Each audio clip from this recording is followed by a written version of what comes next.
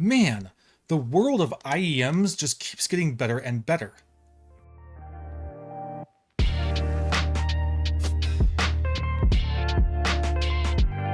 Today we're talking about the MP145s by Hidizs, not entirely sure how to pronounce it, I'm sorry, but I'm going to call it Hidizs. Very, very cool planar magnetic IEM here. And thank you very much, Hidizs, for providing this unit to me for this review, but as always, all thoughts and opinions are going to be my own. The MP145s. Here they are. What beautiful machined little IEMs. Look at that. Look at these things. They're really, really pretty incredible machining. Very, very good build on these. In fact, we'll start with the build. These are a full milled aluminum chassis, and they're just stunning. Like, look at the kind of milling on there, the kind of machining on there. It's great. You got your porthole there. You have your 2-pin gold pin connector for your cable, and just a nice kind of teardrop shape for the chassis. They are built remarkably well, and they look great. They are a little bit heavy. I will say that this solid chunk of aluminum here, they're a little bit on the heavy side. Maybe some of the heavier IEMs I've ever really tried. So that's kind of interesting, and we'll kind of see how that impacts comfort later on. But yeah, they are wonderfully built planar magnetic IEMs. And this chassis is really, really, not only is it stunning, but it is just so dang solid. It feels very, very premium. This color is just an option. There are a couple different colors. There's silver, there's this kind of bluish, dark bluish gray, and I believe one other color.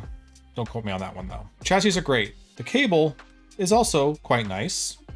If I pop these guys out. The cable is just a 2 gold pin connector, but they are labeled red and blue for your right and your left indicators. I really appreciate that. And then the actual wire here is nice. It's good. It's fine. It's, you know, a little bit elegant. It feels nice. It's very light. It's kind of a 4-weave. And yeah, it looks nice. It's got kind of this silvery white gold-like finish to it. Looks good. You also on your splitter here, which is just this tiny little piece right here. It is plastic, not metal. And then you have your tension right here. Just a simple little ring. Then it terminates at the end to a full balance 4.4 pentagon, which is excellent. I love this termination. It's great. And the actual build of this termination on this particular cable is also really, really nice. It looks really, really clean. It's great. Great termination for what is a great plug. And yeah, you got your Hidizs Velcro on the cable too to wrap it all together. So yes, the build's great. And it comes with some pretty interesting accessories. This is actually a very modular IEM. You can kind of tune this thing, physically tune it to how you kind of want. The simplest way to do that would be through the ear tips here. As you see, we have different assortment of ear tips, not just by size, but also by their purpose. We have our ear tips that emphasize vocals, we have our balance ear tips, and then ear tips to emphasize the bass range. What's the actual difference between these? It seems to be kind of the thickness of the silicone being used here. The vocals are very, very, very thin tips. If I pull this guy out, you'll see that this is a very, very thin nub here compared to, let's go totally the other way with it. Grab one of the bass ones. And this one, as you can see, is quite a bit thicker. So that's kind of what you're getting out of the tips. Wide is slightly different tuning because of the different thickness and uses of the silicone. But we'll talk a bit more about what these actually change later on. But yeah, it's good to have. I will mention though, as you notice, I have these small ones currently on the IEMs here. And normally I generally fit into a middle more than I do a small, sometimes even a large, but the large seemed like they were just a little bit too large for me. The medium was pretty much perfect. The problem is my medium, just today this happened. Unfortunately, my medium tips started to tear. I'll try and show this off a little bit. Because I was doing all my swapping around on my tips to get different, yeah, you see that? It tore. So that's a shame. But again, that happened to me because I was swapping tips so much today, just this afternoon. So you likely won't have that problem if you just kind of pick to one you like and stick with it. But yeah, in my case, it tore. Bummer. But yeah, cool. Lots of tips. Appreciate that. And then we also have this teeny tiny little clear box here, which is really, really cool. What this is, I open this guy up. It's a twist and pop to unlock. These are modular nozzle caps. So you can actually change the tuning on the body of the IEM without even talking about the actual tips. You can change it with these caps for the nozzles, which is really neat. I currently have, see if I can show this off here. I currently have the rose gold nozzle cap on here, but you have silver and red. I'll do my best to show this off. So yes, you have a set of red nozzle caps, a set of silver nozzle caps, and a set of rose gold. And they do actually change the tuning of the IEM depending on which ones you are using. Again, we'll kind of talk a little bit more about that later on, but very cool. You can adjust the tuning with the nozzles as well as adjust the tuning with the different materials used in the tips. So lots of kind of modular adjustments with this thing, which I appreciate. I think that's super, super cool. Other things you get out of the box here is this very, very simple carrying case. It's just kind of a faux leather case. It says Hidizs right there on the front with the Hidizs logo. And it is your simple kind of squeeze to open little baggie. It does a great job. It's very, very simple. The hinges are a little wonky here, like they don't really align, but that's just me being nitpicky, whatever. But yeah, nice little bag. Hooray. Anything else you get out of the box here, right out of the sleeve, the box itself is hard plastic. And inside we do have a little cardboard box here, which inside of it, you get your assortment of a little manual here, which is very simple. You have a little serial number and date card here, and then also a little pass card for whatever reason. So that's the whole package there. It's a nice package. I actually really like the package a lot. And, you know, the modularity of it with the tips and the nozzle caps, it's great. It's really, really nice. It really gives you customizability, and there's a real fun factor of like switching things around and trying stuff out. That fun factor only being inhibited by the fact that my freaking tip tore. So that's unfortunate, but otherwise it's fun to swap it around and play around with it. On the actual chassis themselves, they are labeled pretty clearly with your left and right indicators. So that's very, very nice. It's very easy to see which is your left, which is your right. I really appreciate that. And also your model number is also pretty clear to see. So nice and clear, good printing on the chassis. So, okay, let's talk a little bit more about what all this different kind of modular system does and how it actually kind of affects the sound. We'll talk about how these sound in general, but we'll very quickly talk about what the little modular pieces generally do to the sound. We'll start with the nozzle tips, because I think those are kind of the most interesting and maybe the most significant change to your modular sound change here. So we got red, we got silver, and on the actual chassis, I have the rose gold. We'll start with the silver. The silver seems to be kind of the most middle ground, most neutral sound in this lineup here.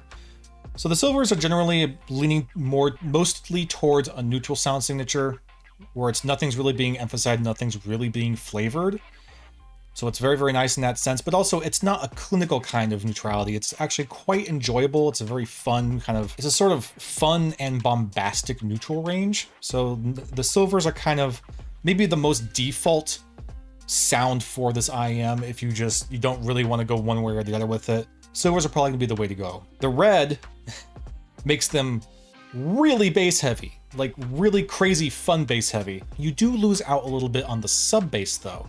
Your bass and your mid bass definitely get more emphasized with the red caps. However, to the detriment of noticeable sub bass. The sub bass kind of gets drowned away by the more emphasized mid bass. It's not necessarily a very veiling mid bass. It's still pretty well controlled, but it is, I would say, it's quite a bit more veiling than say it is with the silver caps. Also, your treble range does get rolled off a little bit more. So it's a bit of a warmer, a bit of a darker sound with the red caps overall. And then you have your rose gold, and you would think that the rose gold would probably go the opposite way of the reds, where rather than being very, very warm and a little bit dark, It just makes them super, super bright. It doesn't really though. From my experience, the rose gold and the silvers are really, really, really close. There's not a whole lot of a difference there. However, the rose golds do kind of offer a little bit more intensity and a little bit more focus, especially in those mid-highs and your high end.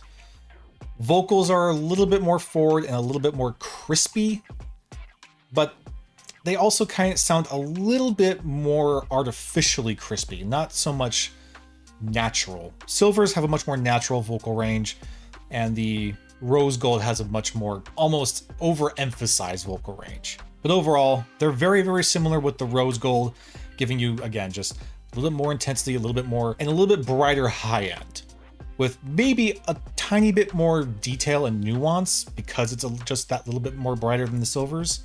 But otherwise, they're really pretty dang close. And if I'm to tell you which of these caps is my favorite, they all kind of do a really good job. Even the reds, as super bassy as they are, they're really, really fun. So it's not really easy for me to just pick a set. I would say probably for most cases, I would go with the silver. But if I want something to have just a little bit more intensity, then I actually maybe prefer the rose golds. But that's what you get out of the caps here. Very, very cool. And thank you, Hidizs, for giving me this little tiny little clear box for these things, because man, I would lose these things in a heartbeat. Oh my gosh. Now, how about the ear tips? So the ear tips also, interestingly enough, do pretty much exactly what they say here. The middle grouping of tips here, the balanced tips, do offer a much more generally balanced sound. It's pretty neutral, pretty even. Nothing is particularly emphasized, but everything is very, very clear and fun and energetic. Vocal tips do give you a bit of emphasis in your vocal range, and they do kind of brighten up the highs a little bit more too, while also kind of not crunching down, but having maybe just a bit more control in the low end, so it's not getting too impactful, but it is a more kind of mid-range and high mid focused sound signature with the vocal tips. Balanced tips, very, very mostly mid-range focused. And then the bass tips, unsurprisingly, do give you a tremendous amount of extra bass. Yes, man, with the bass tips, things get really, really thwompy and pretty dang fun. And I will say, of the three, the bass tips, maybe it's because of that slightly thicker silicone that's being used, I found the bass tips to be the most comfortable in my ear, just like how the comfort level of it. And I really didn't like the feel of the vocal tips. I thought that the material was just a little bit too thin for my ears, and it wasn't a very great fit for me. So balanced worked out fine, but like I said, unfortunately for me, the medium size tips for the balance tore, so I have to deal with the small size. So how about that in-ear comfort? Well, like I said, they're built amazingly well, but they are heavy. And because of that, I have had some trouble, at least in the beginning. It took me a little bit. And when I say a little bit, I mean maybe 20, 30 minutes of fussing with it to get them to fit in a way that works for me. They are a little heavy, so it's really important that the tips really fit your ears, because if they don't fit, like for me, again, I said that I didn't really like how the vocal tips felt. And that is because they're just too thin, and the weight of these just wasn't providing a tight enough fit, so they were kind of constantly getting loose and falling out a little bit. Not nearly as bad with the balance tips. Balance tips do a much better job. And then again, like I said, the bass tips were the most comfortable tips. They just offered the best fit overall. Once you find the right tip for you, they fit very nicely, and that weight kind of gets eliminated a little bit. The cable doesn't do a whole lot to help with the weight. As you can probably see, the cable just sort of loosely goes up and around my ear here. It doesn't really, the cable isn't helping to relieve some of that weight. So it's not like, and the cable itself is so light, it's not going to be able to do anything anyway, but it's fine either way. It's not really that big of a deal. It does just feel a little bit heavy in the hands, but on the ears, it's really not too bad. They're very, very isolating. My voice is very muffled. I can barely hear my room fan anymore. So a nice, good, solid seal, and a good solid seal is very important with these IEMs to get the best sound performance out of them. If your tips are loose and not fitting tightly in your ear and providing a nice, good seal, it really does affect the sound quite a bit. So do make sure that whatever tips you're using are providing that seal. You want to have that isolation, because it's a big factor to the performance of the sound here. So what is the general sound signature of these things? Well, they're really freaking great, actually. They sound phenomenal. It's a mostly neutral and natural sound signature, and they might be aiming for some sort of Harman curve. I can't really tell off the box right here in my hand, but it's definitely a very neutral, focused sound signature that's pretty easily adjustable by your tips and your nozzle caps. But it's by no means a clinical kind of neutrality. It's not like really sterile sounding. They're really, really super fun. They are planar drivers, so right out of the gate, you're getting really nice, meaty, punchy, and energetic and super fun low end. And excellent sub bass performance. Wonderful sub bass performance right out of the gate. It has great bass and treble extension that can go one way or the other depending on how you configure your set with all the different pieces and parts. But in pretty much all cases, very, very clean and clear and mid-focused sound. Your mid-range is kind of the most prominent, and it's super clean, it's super clear, and vocals in particular, they're just really natural sounding, but also very well detailed. Vocal clarity and overall vocal performance is super impressive with these guys. The high end has some really nice, good sparkle, lots of good, minute detail in the high end, and never got fatiguing for me. Sometimes, especially with the rose gold nozzle tips, sometimes that high end can get just a little bit too crispy, but it again, never really got fatiguing. It just maybe edged a little close to it for me. But overall, I was fine with that because of the extra intensity that the rose gold nozzles provided. And speaking of intensity, again, planars, so you get excellent speed, and it results in very snappy, impactful, and focused attacks.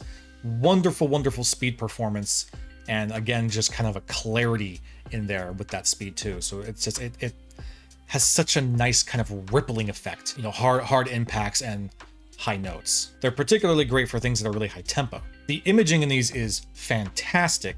Excellent, excellent imaging with very well-defined separation.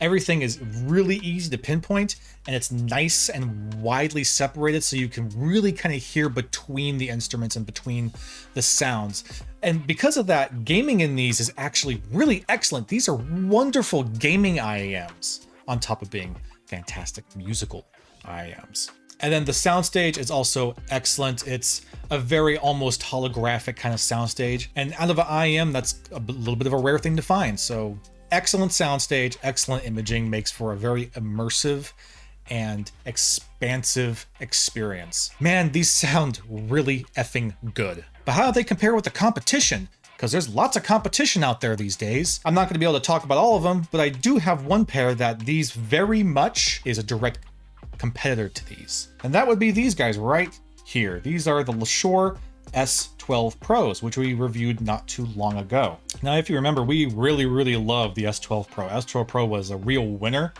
Excellent, also planar magnetic IEM. But you can immediately notice some differences. Right out of the gate, you notice a size difference. Look at the size of the chassis between the two. The S12 Pros are quite a bit smaller than the MP145s. And that might be why the S12 Pros are so much lighter. I believe they're made of the same kind of aluminum, but the M45s definitely have more weight and girth to them than the S12 Pros do. I'll say that the machining on the M45s is significantly more impressive than it is on the S12 Pros. But yes, S12 Pros a lot lighter than the M45s. When it comes to the cable that they come with, yeah, the cable that came with the MP145s is nice. It's a nice, good, elegant cable, and yeah, sure, terminates to a very nice 4.4 pentagon, but I don't think anyone would be able to argue that the cable that comes with the S12 Pro is quite a bit nicer. Not only just kind of aesthetically nicer, and it feels a bit more kind of higher quality, but it's also generally a bit of a cooler cable because not only does it also have a very nice termination here at the end with 4.4 balance, but if you remember, it's modular because you can swap the tips off, and that's really, really cool and lets you have all the flexibility you need to connect the S12 Pros to anything you want. Something I would really love to see on the MP145s if they had a cable like this to add to their already very impressive amount of modular pieces That'd be really, really cool. You know, unfortunately they don't, so I have to give the S12 Pros an extra point here for the better cable. In terms of build, better cable, lighter, cooler looking, better built, but not as nice of a cable and heavier. And then in terms of sound performance, comparing the MP145s with their rose gold nozzles and the balanced tips to the S12 Pro, they're actually very, very similar. They both have a very similar, very neutral, very even and honest, while not being overly clinical sound signature. They sound very, very close. The S12s are a bit of a warmer, smoother sound, particularly when it comes to vocals. Male vocals are quite a bit warmer and smoother on the S12 Pros. And with the S12 Pros, you get generally a bit more emphasis in the mid bass. MP145s have excellent mid bass and wonderful sub bass that I would say outperforms the S12 Pros. But if you just really want really growly, meaty mid bass, S12 Pros have a bit more of that. The MP145s are actually a little bit easier to drive than the S12 Pros. In terms of the volume I'm dealing with, I usually run the MP145s a good couple notches lower than I have to for the S12 Pro. So they are just a little bit easier to drive. The S12 Pros are not as quick and snappy as the MP145s. Much better speed, much better intensity out of the MP145s than you do out of the S12 Pros, especially with the high end. The high end with the MP145s just have a lot more intensity and clarity, maybe even a little bit extra detail than you do out of the S12 Pros. They're also a little bit wider in the soundstage than the S12 Pros, but not by very much. And then the overall imaging and separation are pretty much comparable. They're just about equal.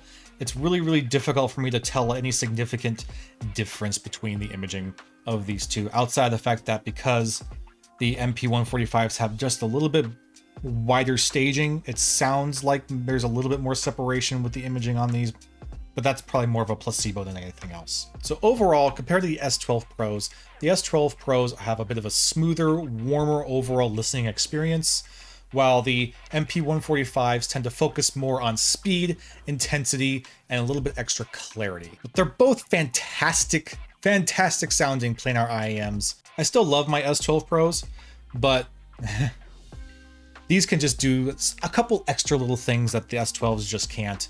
And having that extra kind of intensity and that extra speed in particular makes these such a fun freaking IEM. And again, surprisingly, an excellent gaming IEM. I'd say these are better for gaming than even the S12 Pros are. These are super cool. These are great. And I'm really, really happy to have these in the collection. So thank you very much, Hidizs. I'm sorry. But thank you very, very much for sending this out for this review.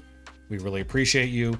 And I hope that you enjoyed this. Look forward to more fun audio gear down the road. And I'll see you again very soon.